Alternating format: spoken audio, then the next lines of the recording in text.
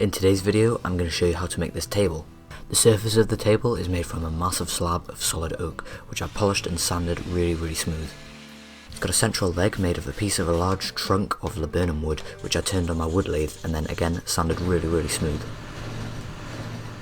And the base is made of some CNC'd plywood, which is actually CNC'd to be in the shape of a water splash, but I think it also kind of looks like the roots of a tree, and it gives quite a nice effect.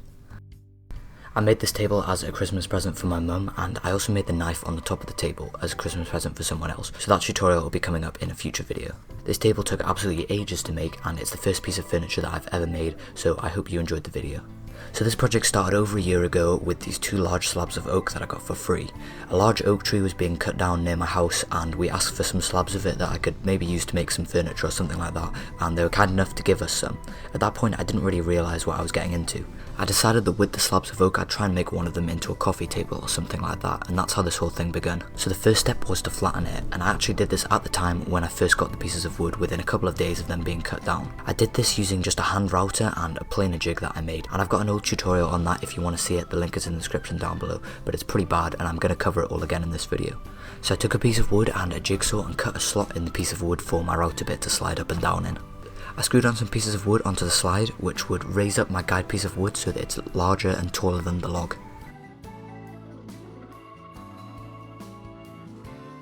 I then screwed on some guide pieces of wood which will stop my router from going either side.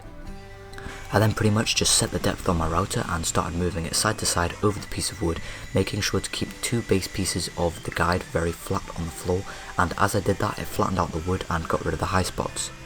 It took multiple passes to get the entire piece of wood all the way to when it's completely flat, but when it was done it actually left a pretty nice surface.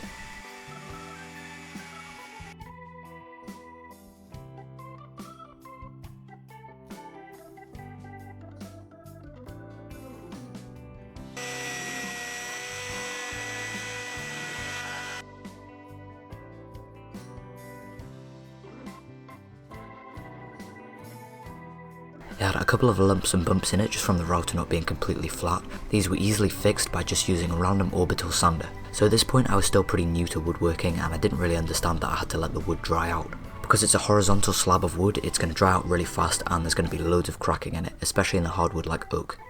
But not knowing this, I thought it would be a good idea to just sand everything smooth and then remove all of the bark, and so I did that.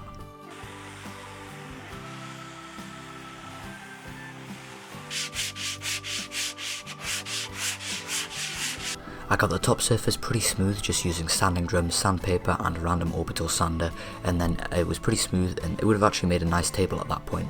Then took a chisel and some rasps and removed all of the bark from around the edges and smoothed it off.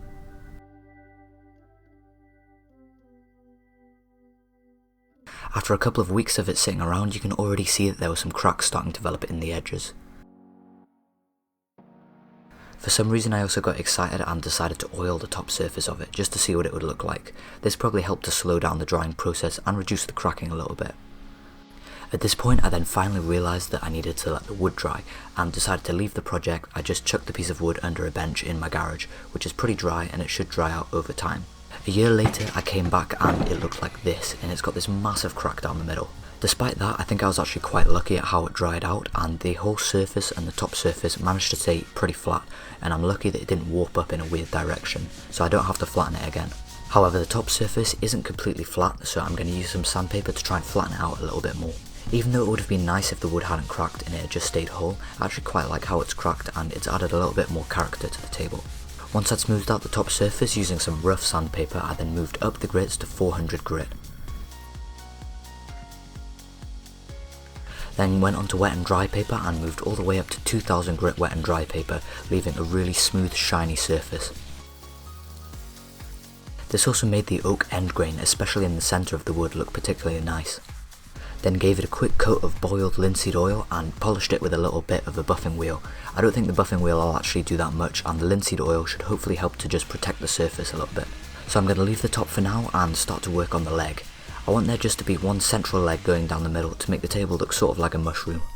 Roughly at the same time as I got the slab of oak for the top, a family friend was getting a laburnum tree cut down, was kind enough to give me some of the pieces of wood from the central trunk. I know this wood's got a really nice grain and I've got quite a lot of it, and it should be dry now after a year, so I'm going to use it for the leg. There's quite a straight 45cm long section in this middle piece of trunk, and it's easily large enough to make a solid leg for the table, so that's what I'm going to use. First things first, I had to use a wood saw to try and chop it off. The problem with working with bits of wood this large is they're way too large for all of my clamps, and I have no power tools that are big enough or powerful enough to be able to deal with them, so I have to do pretty much everything with hand tools at the moment. I finally get the thing cut in half, and the aim is to turn it on my lathe, but at the moment it's way too thick and large, so I need to get rid of some of the bark and the outer wood. I only really want the heartwood. So I've got to chop all the way down each edge. Thankfully my homemade bench vise had just enough reach to be able to clamp the entire log in vertically, which made it quite a lot easier to cut.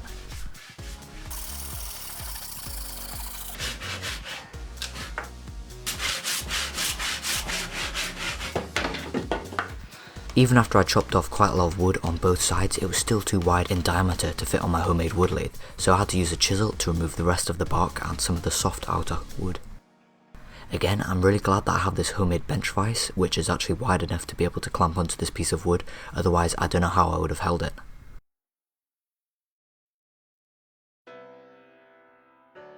To drive the log on my homemade wood lathe, I've got this M24 nut which goes onto the headstock of my lathe with two large nails on that I hammer into the piece of wood. These are probably not large enough to be able to support this piece of wood, and I should have really made a faceplate or something to hold it properly, and that's what you should use if you have a proper lathe. I set everything up in my lathe and put the spindle on the lowest speed possible, which is unfortunately still a little bit too fast for this log, and even though it was off center it was only vibrating a little bit. Unfortunately it was too much for the bench that I was on, and I needed to move it to another bench which was clamped to the wall, since it was trying to vibrate that bench completely. Once I had it on the bench that was clamped to the wall and I had the lathe properly bolted down to the table, then it was working really well. There was barely any vibration with this massive piece of wood which weighs probably around 20 kilograms. And even with that, the centre of mass was still pretty off centre, and I'm really impressed with how well the lathe worked. I'd like to actually see how well other people's homemade lathes, which are very similar to mine, work with a large piece of wood like this, since I didn't really think when I designed my lathe they would ever take something this large. So here, and for all of the turning that I was doing, I was using a scraper, which was the best of my budget chisels at that time. Recently I bought a really good spindle gouge which would have been way better for this project, but since I didn't have one at the time I just had to use what I had. I started off just by turning off all of the high spots on the log and making it completely round.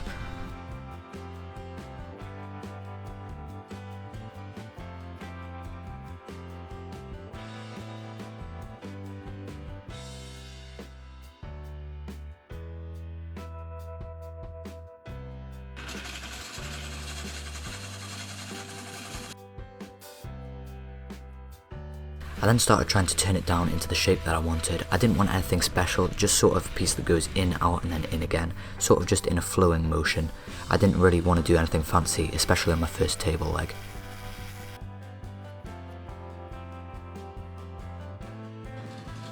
After I got the rough shape with my scraper, I then moved the tool rest out of the way and moved on to some 80 grit sandpaper.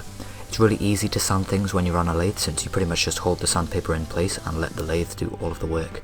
After the 80 grit sandpaper, I gradually worked up the grits, going through some sanding sponges and some higher grit sandpaper. Before I finished sanding, I realised I needed to have a method to attach it to the base and the top of the table. So I turned down each end so that it was flat, and then left sort of a dowel peg, a really thick one, roughly 50mm on each side, so I could then fit that tightly into a hole, screw it in place.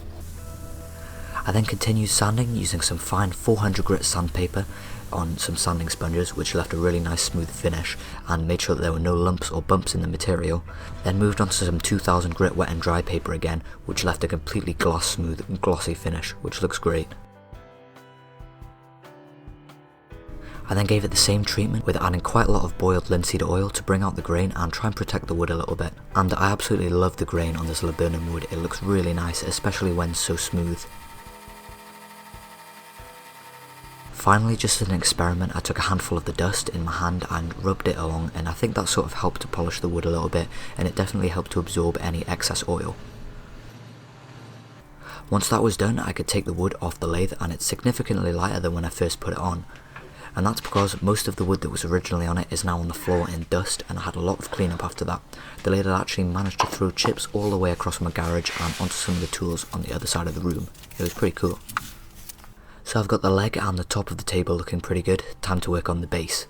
So I was thinking for the base just doing something plain and simple because I've spent so much time on the top and the leg, but then I decided to actually do a splash of water on the CNC machine. Firstly because I've upgraded the CNC machine recently and I need to use it a little bit more, and secondly because I have the means to create that and I think it would look really cool. So I took Blender, which is a free animation program, and used it to animate a splash of water. This took absolutely ages to render. I think it took about an hour and a half per frame. I could then export the 3D model from Blender as an STL and import it into Mesh Mixer, fix any holes in it. I experimented with different ways of trying to import it into Fusion 360, but there was way too many triangles in the mesh and I didn't really have anything to convert it into a quad mesh, which Fusion 360 prefers. So I wasn't able to do that and I had to find something else to use to CNC machine it. After searching around, I decided to use Meshcam to CNC machine it.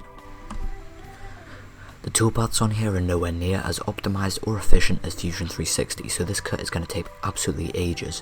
However, it will get the job done and I don't really see any other way to CNC from a large STL like this. So I'm going to start with a roughing pass, which is done with a 6mm 2-flute upcut end mill, which is really sharp, made from solid tungsten carbide. This is a brand new end mill and I can hog out a lot of material with it. For the finish pass I'm using a ball nose end mill which has a round ball on the end, which makes it really good for making smooth organic shapes. I then had to generate the toolpaths, and the roughing toolpath and the finishing toolpath themselves took a couple of hours to generate and it nearly crashed my computer, and they're actually pretty large files, around 50 megabytes each. The first toolpath that I send is the roughing toolpath, and this is so poorly optimized it took over 6.5 hours to do this, and it really didn't need to take as long. It spent a lot of time doing rapid movements over to other parts of the wood when it could have just cut those earlier when it was over there. The plywood that I'm using is some 18mm unknown hardwood plywood that I got for pretty cheap off eBay. Someone was just selling it so I bought it, and although the plywood isn't of the highest quality, there's quite a nice contrast between the layers, and a nicer contrast between these layers on this plywood than in Baltic birch plywood, which is slightly more expensive and slightly higher quality, and if I was given the option I would have maybe used Baltic birch plywood, but this plywood actually looks pretty good. This also generated absolutely loads of dust and I really need to get proper dust collection for my CNC. Once that was done, I then set the end mill as a 6mm ball nose end mill and rehomed the machine and levelled off at Z0 at the surface of the plywood. I could then run the finish pass, which took around 4 hours, and it just goes along the y-axis up and down and basically just adjusts the height and goes and tries to smooth off all of the lumps and bumps in the material. I deliberately made the toolpath so that it wouldn't go all the way through the material because I wanted there to be some thickness on the bottom so that it wasn't too weak, because if I let it cut all the way through the material, the thinnest parts would only be around 1mm thick and that wouldn't be strong enough for the base of a table. So to get rid of all of the excess material I have to use a jigsaw. I suppose I could have probably done this on my CNC machine, but it's easier for me to just use a jigsaw and then any of the shape that I don't like I can just get rid of it with the jigsaw. So the finish pass didn't take too long. I had to make the step over about 0.5mm, which means that there's quite a lot of lines in the material left by the ball nose end mill, so I've got to sand those out now. For some areas it's quite hard to reach into with sandpaper and there's still quite a lot of roughness left by the end mill, especially in places that were quite parallel to the y-axis. So to try and fix that, I then put a ball nose end mill, a really blunt one, in a trim router that I had, and I could just use it by hand to remove any of the material and try and smooth things off, and it actually worked pretty well. I also used the router to round off all of the edges because when I cut them with the jigsaw I could only really cut straight lines, and I wanted to curve it so that it actually looked like the edge of a water splash.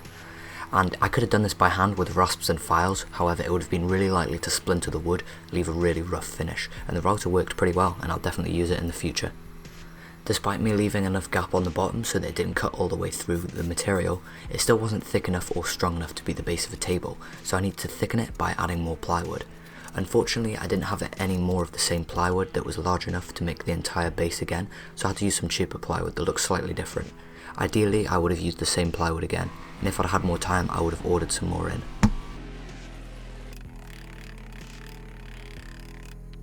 I used as many clamps and weights as I could fit on to try and make sure that everything would stay glued properly.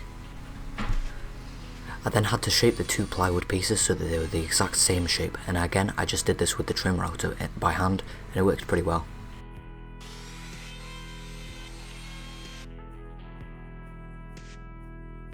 After the router everything needed a bit more sanding, so I went over it with rough sandpaper and then gradually moved up to higher grades of sandpaper, just as I've done before.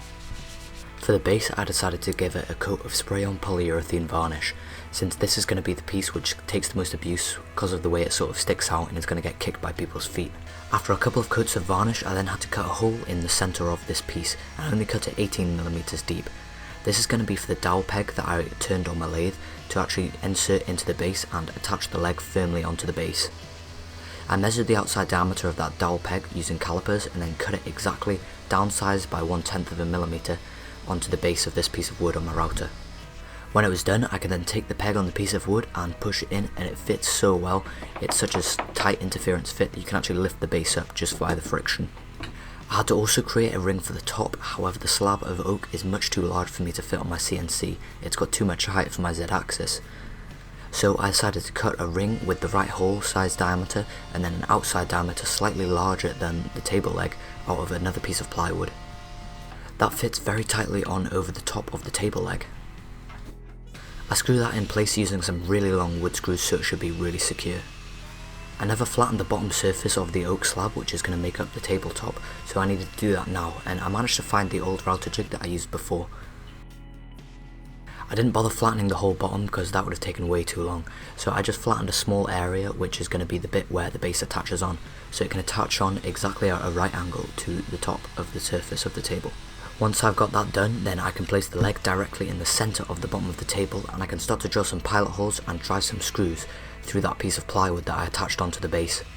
I realised that for furniture like this you're really not meant to use screws, and it's much more preferred to use like a proper wood joint like a mortise and tenon or something like that, but I had to get this finished for Christmas for my mum, and I didn't really have time to try and figure out how to do a joint like that, and these screws are on the underside so they'll never be seen unless someone flips the table over. I also used so many that it was really strong and there was no chance of the leg moving at all. Once the top was secured to the leg, I had to secure the base to the leg, so I put some wood glue into the really tight press fit joint and then inserted the leg into it.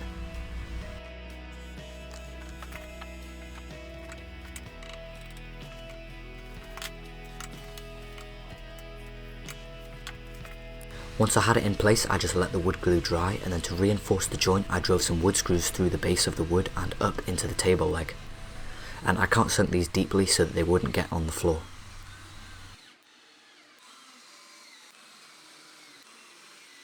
I could then flip the table back over and it was complete, and I'm really happy with the way that it turned out, and my mum absolutely loved it.